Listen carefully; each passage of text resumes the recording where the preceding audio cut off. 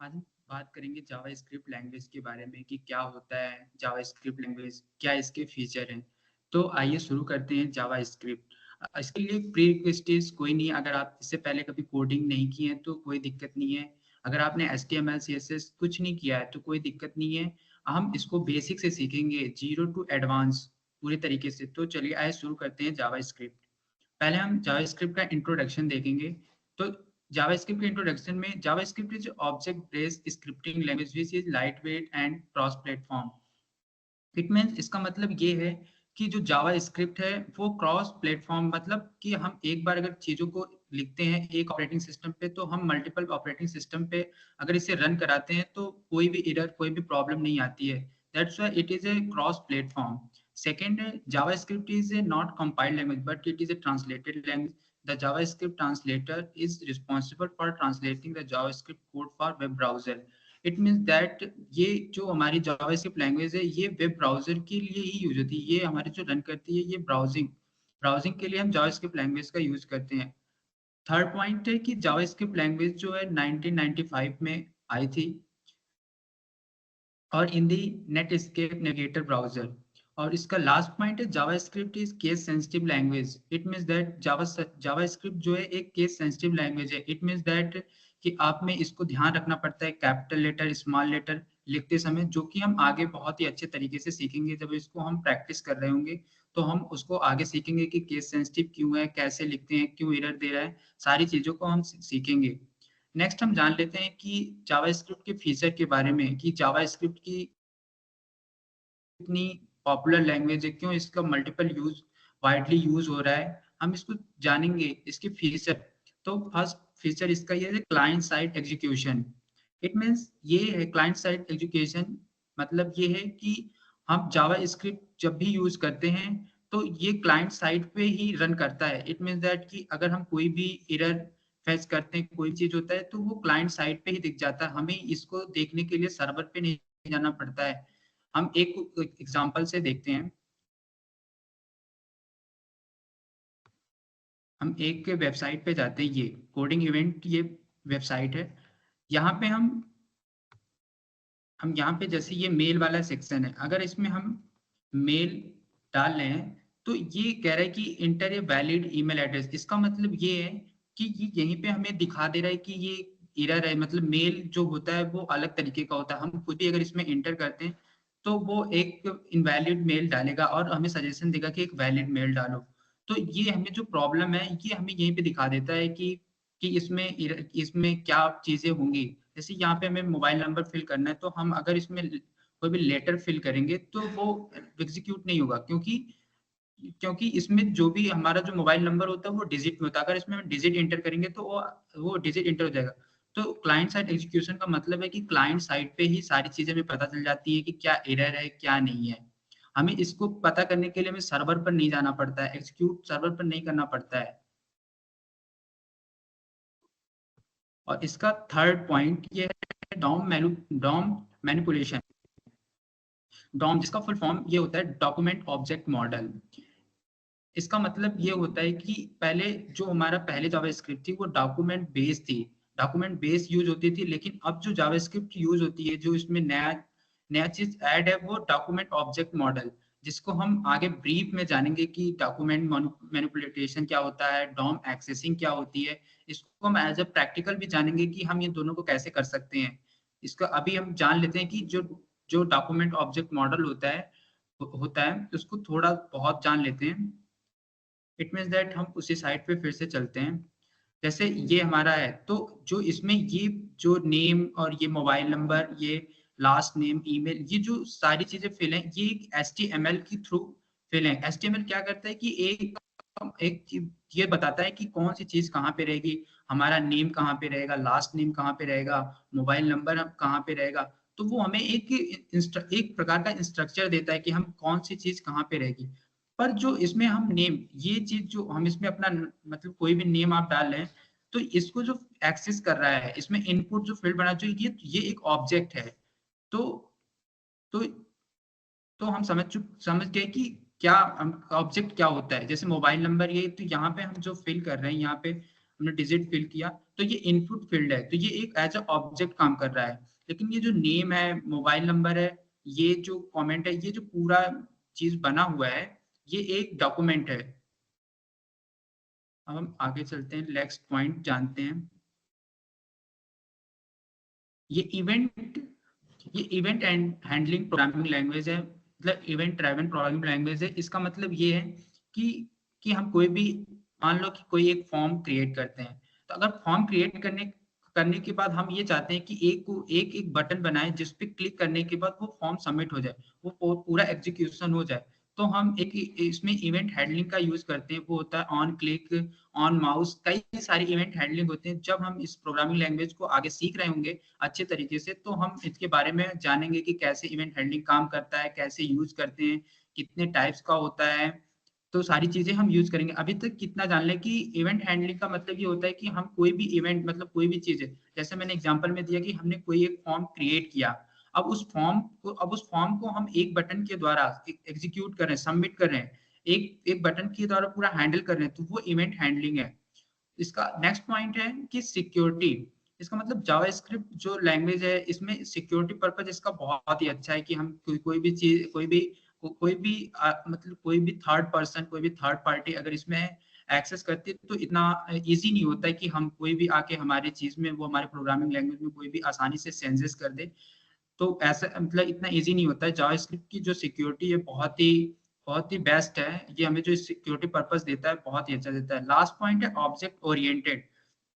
जैसा कि हमने पहले ही आपको बताया कि पहले जो जावास्क्रिप्ट थी वो ऑब्जेक्ट बेस्ड थी, लेकिन अब ये ऑब्जेक्ट ओरिएंटेड है, जिसको हम बहुत ही अच्छे तरीके से जब इसका प्रैक्टिकल कर रहे होंगे, जब इसको हम प्रोग्रामिंग लैंग्वेज लिख रहे होंगे, तो बहुत ही अच्छे तरीके से जानेंगे। नेक्स्ट नेक्स्ट पॉइंट ये है कि प्रोग्रामिंग जो जावास्क्रिप्ट होती है, ये एग्जीक्यूट कहाँ पे होती है? तो एक्चुअली जो एग्जीक्यूट होती है वो ब्राउजर पे होती है। अगर हमें एग्जीक्यूट करना है, हमें देखना है, तो हम क्रोम डाउनलोड करें, और हमें अगर विंडो पे है तो क्रोम डाउनलोड करें, और अगर हम एप्पल यूज करते हैं तो उसमें सफारी होती है जहाँ पे हम इंटरनेट एक्सेस करते हैं। तो हम सिंपली अपने क्रोम पे जाते हैं और राइट क्लिक करते हैं। राइट क्लिक करने के बाद हम इंस्पेक्ट पे जाएंगे। इंस्पेक्ट पे जाने के बाद इंस्पेक्ट पे जाने के बाद हम यहाँ पे देखेंगे कि एक कंसोल नाम का सेक्शन है, तो इस पे क्लिक करेंगे। तो एक्चुअली में जो हमारी जितनी भी जावा स्क्रिप्ट की जो भी चीजें हैं वो यहाँ पे शो होती हैं। ये ये जो अभी करंट में दिख रहा है, ये गूगल का कुछ ऑब्जेक्ट है, वो रहता है। इसको हमें क्लियर करने के लिए कुछ कुछ में, अगर आप हम विंडो पे हैं तो कंट्रोल के या कंट्रोल एल यूज कर सकते हैं। कहीं कहीं पे कंट्रोल के काम करता है, कहीं पे कंट्रोल एल, तो हम कंट्रोल एल करते हैं तो कैंसिल, ये पूरा क्लियर हो गया। अब हम अपना फर्स्ट प्रोग्राम रन करके देखते हैं। हमने, मान लीजिए हमने एक प्रो लिखा, अलर्ट कोडिंग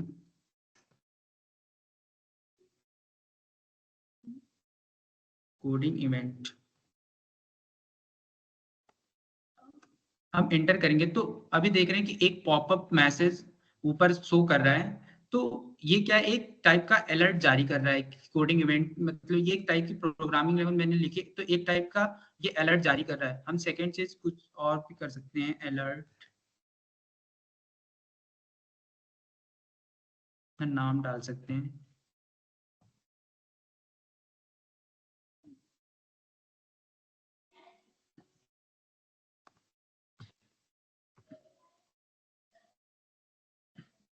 तो देखिए अभी जो मैसेज पॉपअप कर रहा है ये विवेक अलर्ट, तो ये तो ये टाइप का पॉपअप है जो हमें अलर्ट दे रहा है चीजों के लिए। अभी जो ये अनडिफाइंड दे रहा है, तो अभी इसके बारे में ज्यादा नहीं सोचेंगे। अभी जब हम आगे पढ़ेंगे इसके बारे में, जब हम प्रैक्टिस करेंगे, जब हम और भी चीजें एज ए प्रैक्टिकल देखेंगे, तो हम जानेंगे कि ये चीज क्या होती है।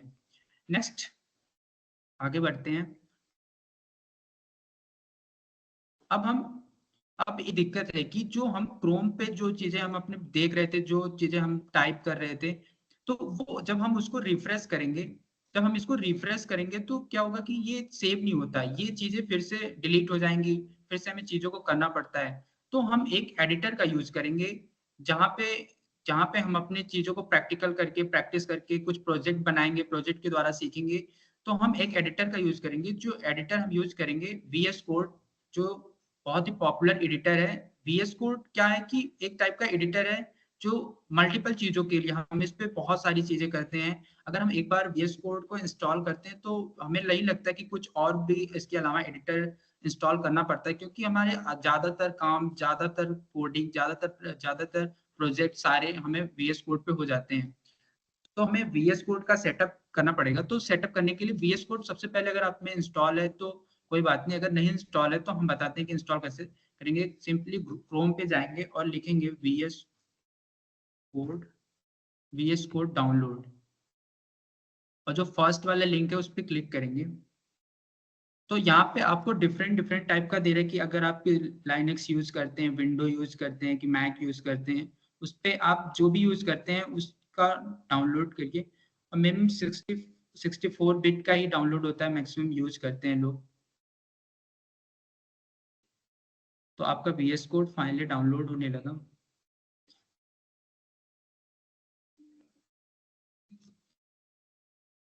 It's depend on your net speed. अगर आपकी नेट स्पीड अच्छी है तो जल्दी डाउनलोड हो जाएगा।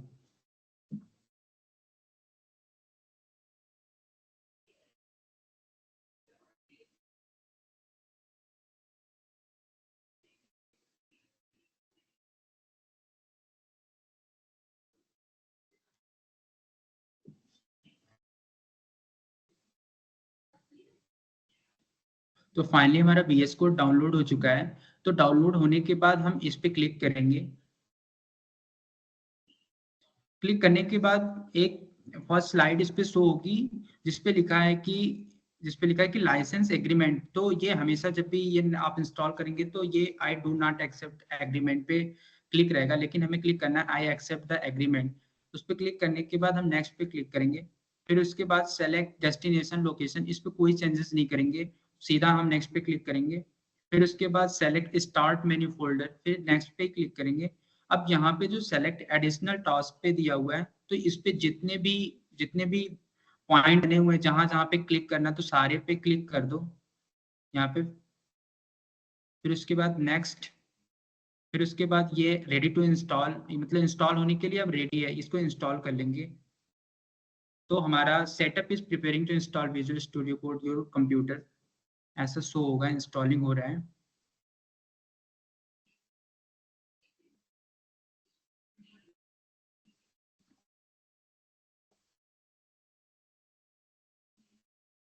तो फाइनली हमारा VS कोड इंस्टॉल हो चुका है। तो इसको लास्ट में इंस्टॉल करने के बाद यहाँ पे एक फिनिश का ऑप्शन आएगा, हम यहाँ से फिनिश कर देंगे। फिनिश करने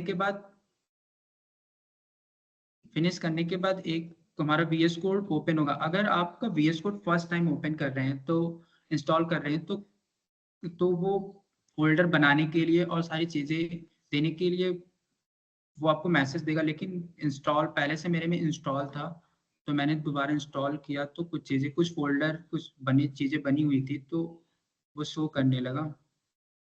चलिए हम आपको फोल्डर बना के दिखाते हैं इसमें। जैसे हमें कोई भी फोल्डर बनाना हो तो यहाँ पे सिंपली यहाँ पे क्लिक करेंगे, एक्सप्लोरर के नीचे जो दिया ये, इस पे क्लिक करेंगे। हमें फोल्डर बनाना है, मान लो कि फोल्डर बनाना है जावा स्क्रिप्ट का।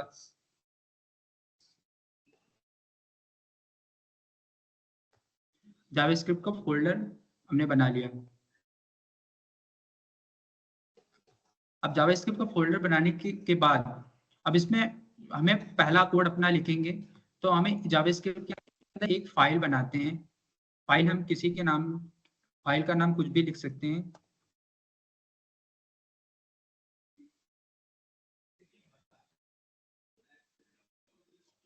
एंटर करेंगे। अब हम देखेंगे कि हमने अपने फाइल का नाम, आप फाइल का नाम कुछ भी, हमने पूरा फाइल का नाम लिखा coding.js। तो आप फाइल का नाम कुछ भी लिख सकते हैं, लेकिन जो .js है ये जावास्क्रिप्ट का एक्सटेंशन है। एक्सटेंशन हमें ये बताता है कि इस फाइल में हम किसका कौन क्या लिखने वाले हैं, कौन सी प्रोग्रामिंग लैंग्वेज लिखने वाले हैं। तो इसका मतलब हमने .js लिखा, इसका मतलब ये है कि वो समझेगा कि जावास्क्रिप्ट का लिखा हुआ कोड है। अगर हम इसी प्रकार CSS का लिखते हैं तो .css होता है, HTML का लिखते हैं तो .html होता है, पाइथन का लिखते हैं तो .py होता है। तो ये एक्सटेंशन है, ये हमें ये बताता है कि हमें क्या लिखना है, हमें कौन सी प्रोग्रामिंग लैंग्वेज यूज कर रहे हैं। तो हमें पहला अपना प्रोग्रामिंग लैंग्वेज लिखते हैं, हम कुछ प्रिंट कराते हैं। जावास्क्रिप्ट में प्रिंट कराने के लिए हम console.log का यूज करते हैं। console.log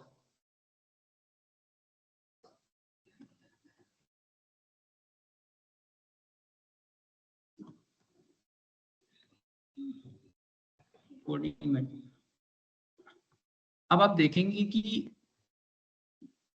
अब आप देखिए कि ये हमने लिख दिया, लेकिन इसका जो आउटपुट है वो हमें कहाँ दिखेगा। तो हमने पहले ही बताया कि जावा स्क्रिप्ट एक ब्राउजिंग लैंग्वेज है, मतलब ये ब्राउजर पे ब्राउजिंग करने के लिए हम यूज करते हैं।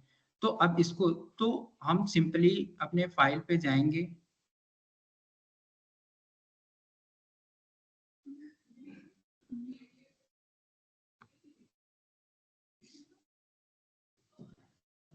हम देखेंगे इसके अंदर जावास्क्रिप्ट नाम की एक फाइल हमने बना रखी है। इस